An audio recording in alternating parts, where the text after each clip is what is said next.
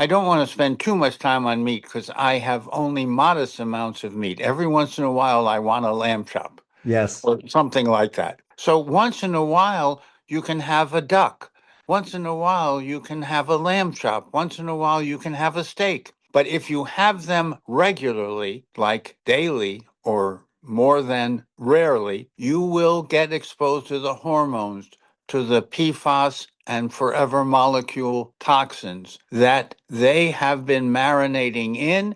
And when you eat that meat, you get both the protein and the anti-health products. What are some good sources for protein that are non-animal? Well, simple things, the simple foods like beans and herbs and vegetables, because everything has everything. Everything has a little bit of protein, a little bit of fat, and a little bit of other things in it. So if you eat low on the food chain, as I have been doing for a long time, Mhm. you will thrive. If you eat high on the food chain, you will suffer. Hey everyone, this is Jonathan Marx from GoToHealth. I hope you're having a great day. We've got a really interesting guest with us today. His name is Dr. Russell Jaffe, and we're talking about what triggers inflammation and autoimmune responses in the body.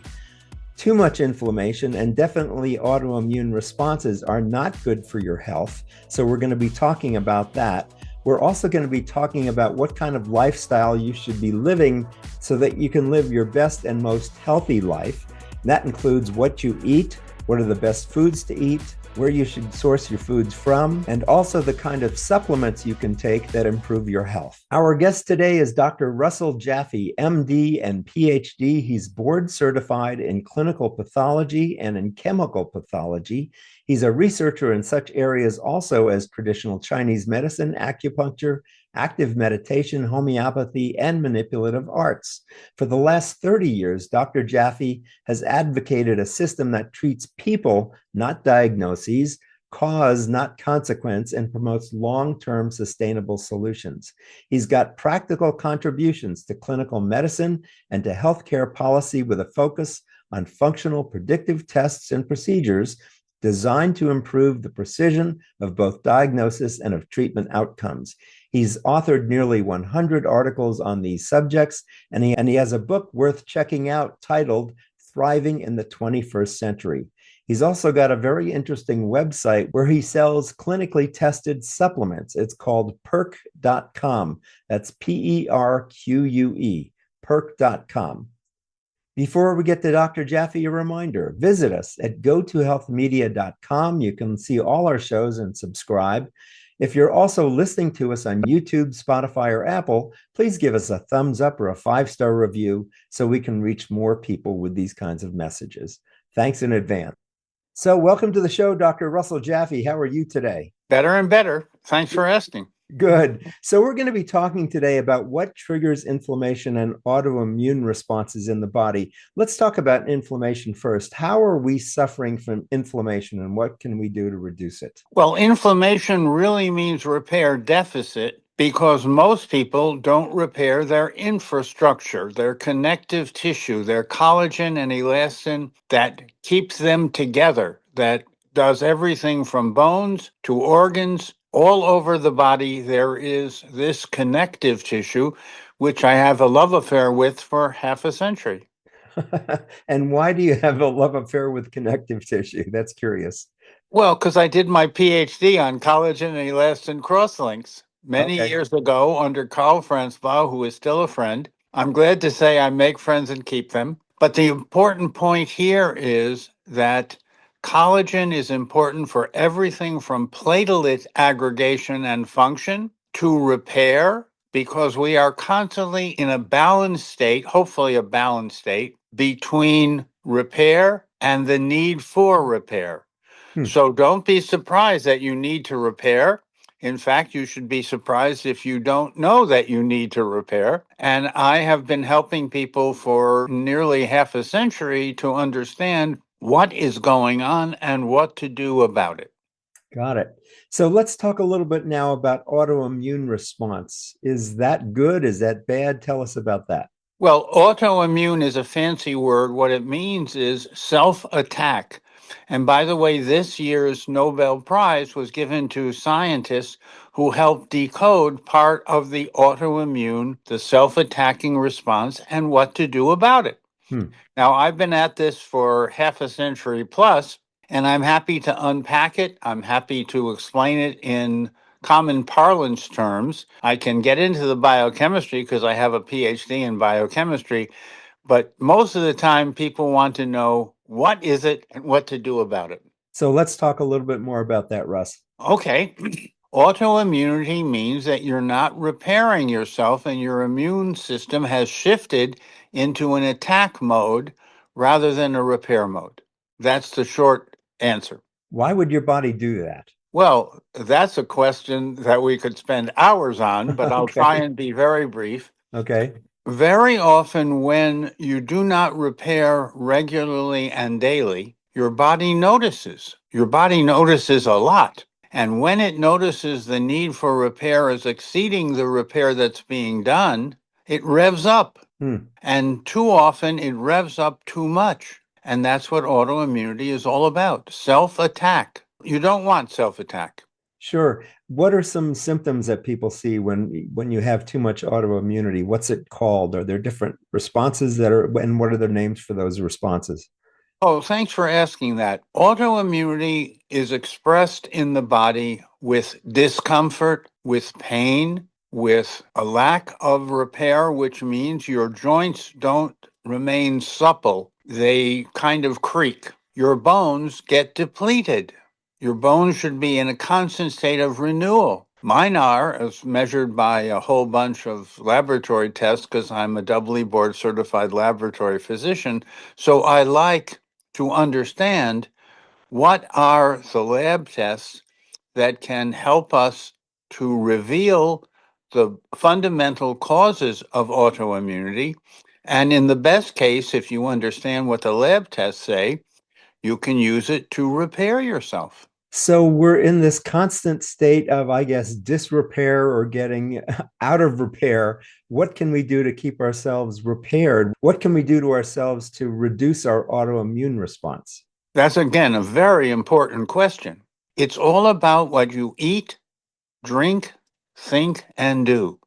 Now, I know that's not too complex, but I'm trying to keep this straightforward for the people who are just listening and wanting to know what to do. Mhm. So, if you eat a whole foods diet, if you avoid the foods that provoke inflammation and repair deficit, which is increasingly hard to do if you go to restaurants, if you go out to eat, because what is called the crave factor, this is a term that was coined by the people at Pepsi and Coke and Frito-Lay, which is owned by them.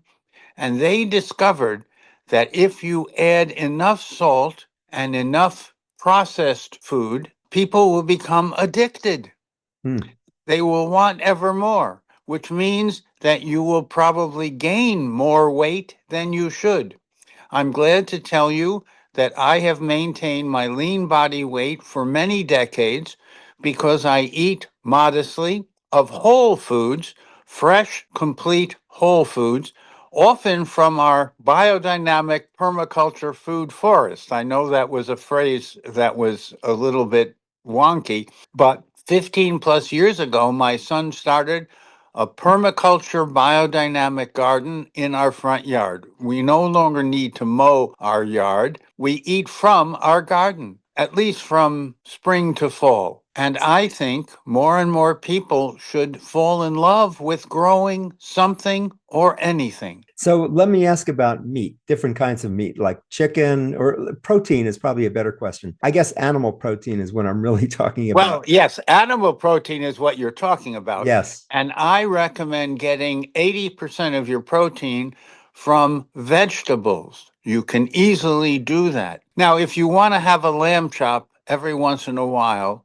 I'm okay, but I get my meat from Kol Foods, KOL Foods. They are the first and the best at humanely raised, all natural, all organic feed to the animal. Mhm. Then it is humanely rendered, which means it's killed in a very compassionate way. Theirs happen to also be kosher, which means okay for Orthodox Jewish people. But Hmm. the more important takeaway message is it's yummy and it's good for you. Most meat is too processed. It has too many chemicals, hormones, microplastic, PFAS, etc. I don't like any of those. I don't think you should like any of those. And I know how to avoid them with what we're talking about, which means you get your meat or your chicken or your duck or your whatever you're going to eat from a source that cares about quality. Tell me about fish. Well, fish. When we go to the market and buy a fish, it has to have clear eyes. When you have a fish with clear eyes, it means it was never frozen. Most of the fish in restaurants, most of the fish that you get at the market has been frozen and then thawed. That's bad for you because the process incorporates chemicals as preservatives. Preservatives are things that I avoid, and I want you to understand why you should avoid them too. Tell me a little bit more about that so I understand it. How can I get more health? I mean, I understand what you're saying about buying your meats or your meat protein sources from specific sources, but what does it do to me if I'm not buying the right kinds of animal protein? Well, if you're not vigilant, if you're not buying from a source that cares about quality and health, Mm-hmm. it will have too much microplastic.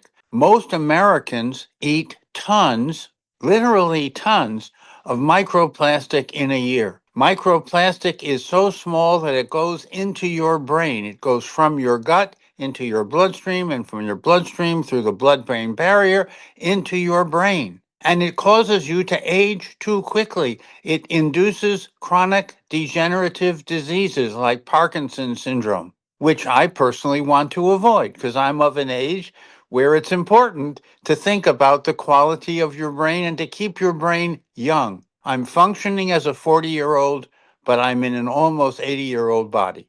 Good And for I want you. you and I want you to do the same thing. So, what's the source of these microplastics? Is it from the Oh, plastic wrapping that this food is coming in, or is it coming from someplace else? again, a very important question. Where does microplastic come from? It comes from convenience. When you buy anything in styrofoam, when you buy anything with this clear plastic wrapping, which I avoid completely. Mm-hmm. But if you do that for convenience, you will inherit microplastics. Hmm. They migrate from these plastic sources into the food that is contained within that.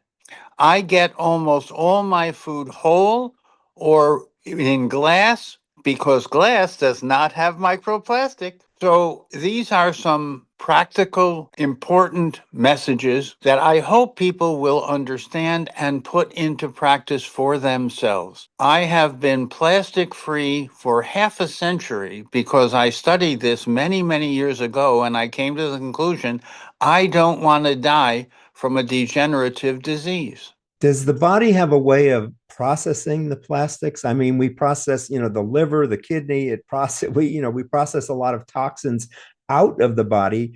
Can you process plastics out of your body, or is it simply accumulate? Well, if you keep microplastics to a minimum, your body will, through the kidneys, through the liver, through your detoxification system, and I recommend detoxification as a practice for life. Hmm.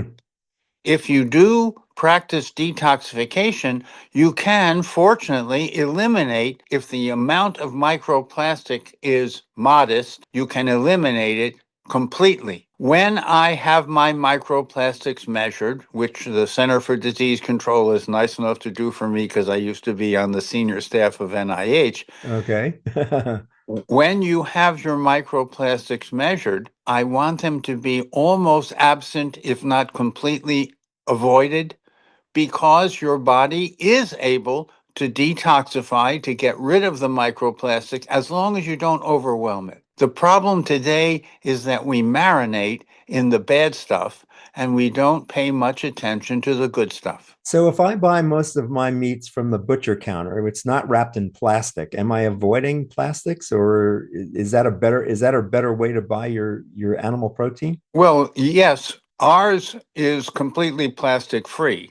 So Hmm. if you go to an ethical source, you can get plastic free meat. I don't want to spend too much time on meat because I have only modest amounts of meat. Every once in a while, I want a lamb chop Yes. or something like that. Yes. So once in a while you can have a duck. Once in a while you can have a lamb chop. Once in a while you can have a steak. But if you have them regularly, like daily or more than rarely, you will get exposed to the hormones, to the PFAS and forever molecule toxins that they have been marinating in. And when you eat that meat, you get the both the protein and the anti-health products. Got it. I want to ask one more question about meats. And Sure. this has just recently come up in the news where HHS has come out with a revised food pyramid where beef and dairy are at the top of the pyramid now, where they used to be much lower. Can you comment on this? Well, I could spend a long time commenting on that because I know how this new food pyramid was created. It is a gift to the dairy and meat industry. And frankly, I think that is a disaster waiting to happen. How so? Well, if you talk to people like Bobby Kennedy, which I have the privilege of talking to, they will say it's the best we could do because the dairy lobby and the meat lobby had control of this new food pyramid. That to me is not the way to do things. Hmm.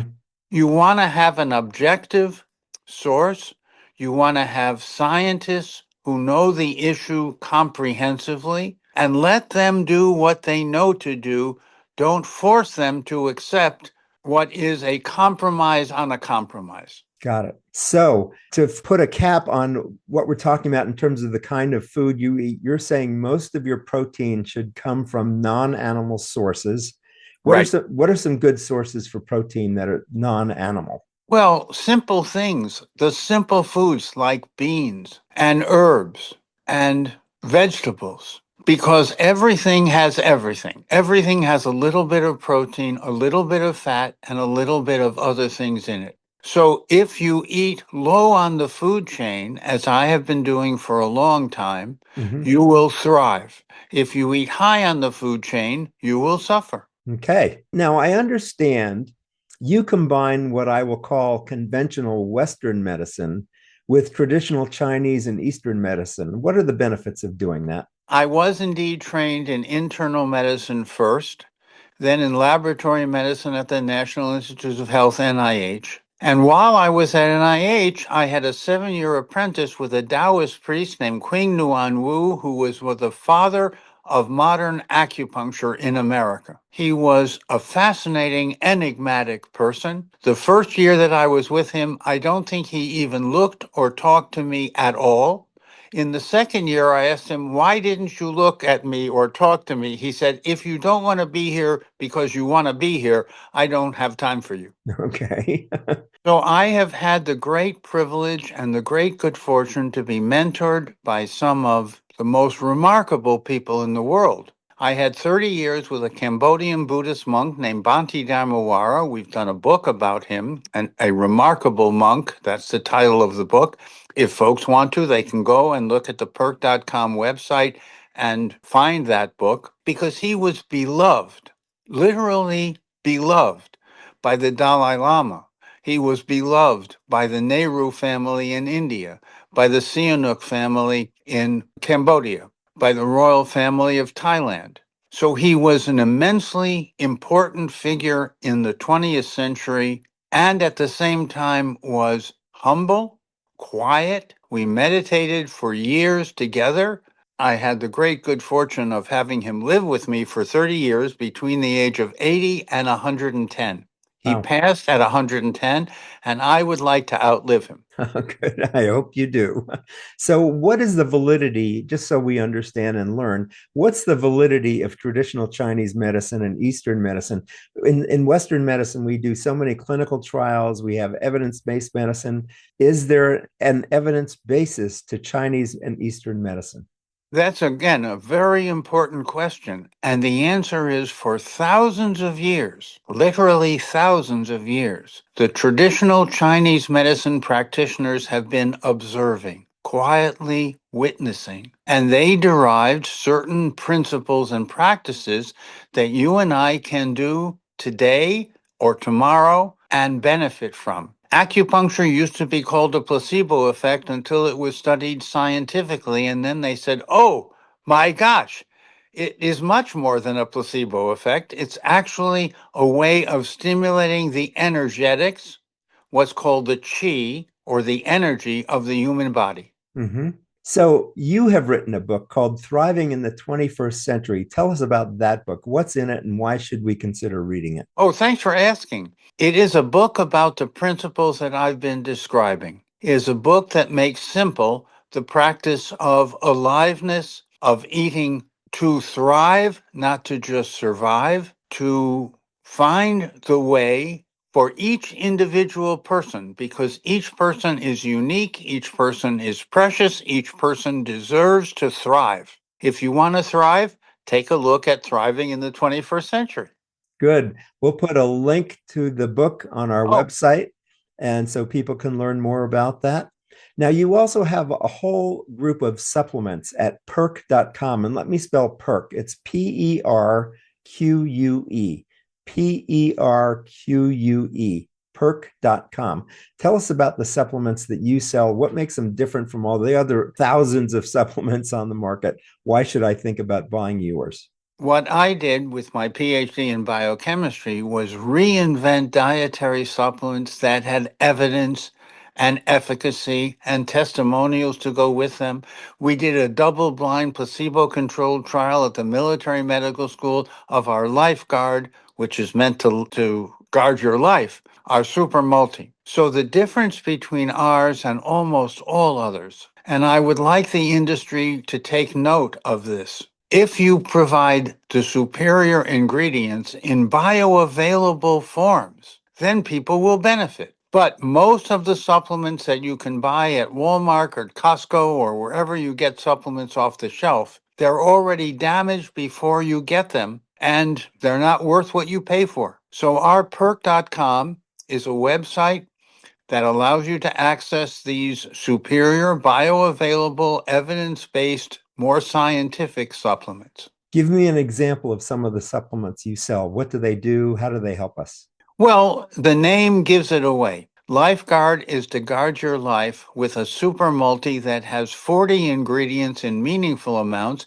and about which, as I said, we did scientific studies showing 100% bioavailability when the industry is happy for 20 to 30%, if that. They try to get up to that level. Mm-hmm. So we have invented a super multi called Lifeguard that allows you to get 100% of the ingredients, and we have 40 ingredients contained within it in meaningful amounts. Now, we also have Joint Guard, and Joint Guard, surprisingly, is to stimulate your joints to repair. Then we have Potent C. The most active vitamin C is made under a nitrogen blanket because if air is used when you make vitamin C, as 90% of the ascorbate or the vitamin C that you buy in the store is made under air, air has oxygen. Oxygen is an oxidative damage to the ascorbate. So before you buy it, it's already impaired. We pioneered the use of nitrogen to protect the ascorbate as it's synthesized, as it's made in nature. We actually use an organism that makes ascorbate. We don't do it by chemistry. I am a biochemist, but we don't use chemistry to make it. Most of the people who sell vitamin C just want you to buy something and come back and buy more. We want you to thrive so much that you don't need as much and you can benefit more. Do you have a supplement for memory? Because I know a lot of people, and there are a lot of products on the market trying to improve people's memory. What we recommend for memory is nature's source of remembering, which is magnesium and choline citrate. So we recommend 2 capsules of Mag Plus Guard, magnesium in multiple forms to be absorbed through the intestine in different levels of the intestine. And we chase that, we include a teaspoon of choline citrate because 90% of Americans are deficient in choline. And if you don't have choline, you can't make acetylcholine, the beneficial neurotransmitter. Good. That's just an example of what we do to make sure that what we're allowing people to obtain is really beneficial. Great. So you can go and learn more at perk.com. And again, that's Perque, Perque, perk.com. How did you come up with that name and what does it mean? Well, it's something we created because at a very fundamental level, we were creating a new generation of more bioavailable, more functional, more effective supplements. So we looked around for a name that would be unique. And perk.com is that name that we made up like Kleenex. It turns out that Got it. Kleenex is a very common word, but it was a made up name by the company that made it. So, Dr. Jaffe, are there any questions that I haven't asked that I should have, or what kind of big message would you like to leave with people today? My big message is that nature, nurture, and wholeness can usually restore you to balance, to thriving in the 21st century, and to living in a way that is joyful, that is renewing, as we have talked about, and therefore you feel well and happy. Because if you're really well and repairing yourself, you're likely to be much happier. I want you to live in a way that is joyful, as I have been doing for many years, and to be functioning at maybe half your biological age. That'd be lovely. Good. I want to thank you so much for being with us today, Russ. Thank you for having me. It's been a real pleasure, and I hope that the folks who have been listening will benefit from my experience. Good. Thanks so much. We've been talking with Dr. Russell Jaffe, MD and PhD. He's board certified in clinical pathology and in chemical pathology. He's a researcher in such areas as traditional Chinese medicine, acupuncture, active meditation, homeopathy, and manipulative arts. And for the last 30 years, he has advocated a system that treats people, not diagnoses, cause, not consequence, and promotes long-term sustainable solutions. His practical contributions to clinical medicine and to healthcare policy focus on functional predictive tests and procedures designed to improve the precision of both diagnosis and treatment of outcomes. He's authored nearly 100 articles, and he has a book worth checking out, which we'll have on our website, called Thriving in the 21st Century. And finally, Dr. Jaffe has built PERQ, Integrative Health. That's Perque. It's a company that offers the world's scientifically proven integrative health solutions that speed the transition from sick care to healthful caring. Perk.com, Perque. Thanks again for being with us, Russ. It's been a real pleasure. That's me, and thank you so much for having me. It's been a pleasure. Good. This has been Jonathan Marx with GoToHealth. If you want to learn more about us, we've got lots of shows just like this at GoToHealthMedia.com. And if you're listening to us on YouTube, Spotify, or Apple, please give us a thumbs up or a 5-star review. That helps us get the word out to more people. This has been Jonathan Marx, all about evidence-based medicine. We have GoToHealth, and that's my final word to everybody at the end of every show, which is Go to Health. God bless. We'll see you again next time. Take care. Thank you for tuning in today to Go to Health. You are one of almost 10,000 people per day who enjoy the evidence-based health information offered by our guest health experts. You can watch us on our website and YouTube and listen to us on 8 podcast networks. Be sure to join Jonathan Marx in our upcoming shows each week. If you like our show, please share this episode with your friends and colleagues. You can subscribe to the show, join our email list, send us feedback, browse through the online store, and view our library of over 150 shows at GoToHealthMedia.com. See you next time, and remember to elevate your life with Go To Health.